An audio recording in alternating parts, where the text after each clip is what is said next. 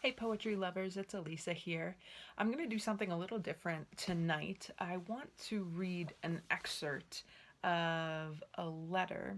And the reason I want to read this is because when I was in college, I was killing some time in a bookshop and I stumbled upon a book that was called Letters to a Young Poet.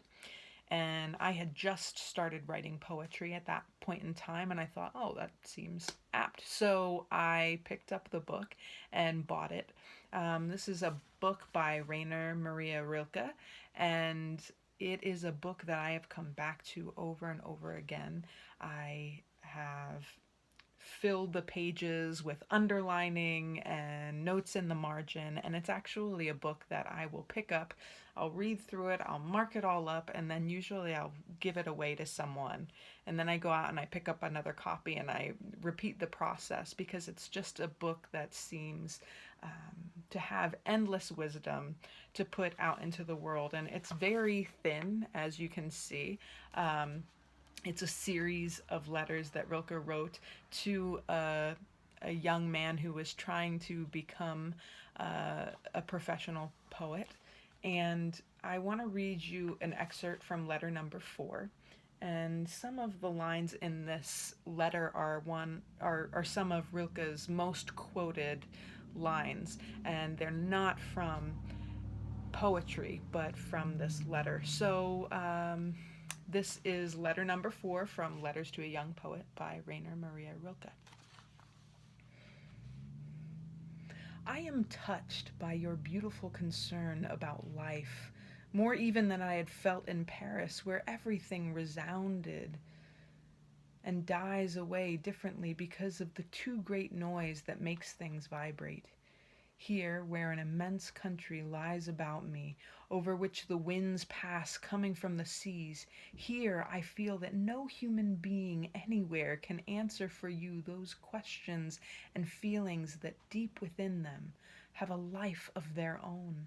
For even the best err in words when they are meant to mean most delicate and almost inexpressible things.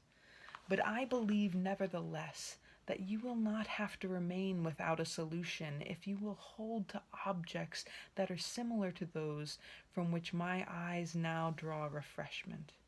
If you will cling to nature, to the simple in nature, to the little things that hardly anyone sees, and that can so unexpectedly become big and beyond measuring.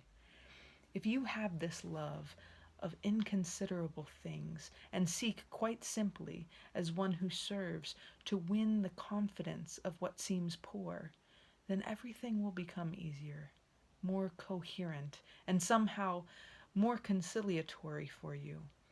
Not in your intellect, perhaps, which lags marveling behind, but but in your inmost consciousness, waking and cognizance. You are so young. So before all beginning, and I want to beg you as much as I can, dear sir, to be patient toward all that is unsolved in your heart, and to try to love the questions themselves like locked rooms and like books that are written in a very foreign tongue. Do not now seek the answers which cannot be given you because you would not be able to live them. And the point is to live everything. Live the questions now. Perhaps you will then gradually, without noticing it, live along some distant day into the answer. Perhaps you do carry within yourself the possibility of shaping and forming as a particular as a particularly happy and pure way of living. Train yourself to it, but take whatever comes with great trust, and if only it comes out of your own will, out of some need of your inmost being, take it upon yourself and hate nothing. That was an excerpt from letter number 4 from Letters to a Young Poet by Rainer Maria Rilke. Good night, poets.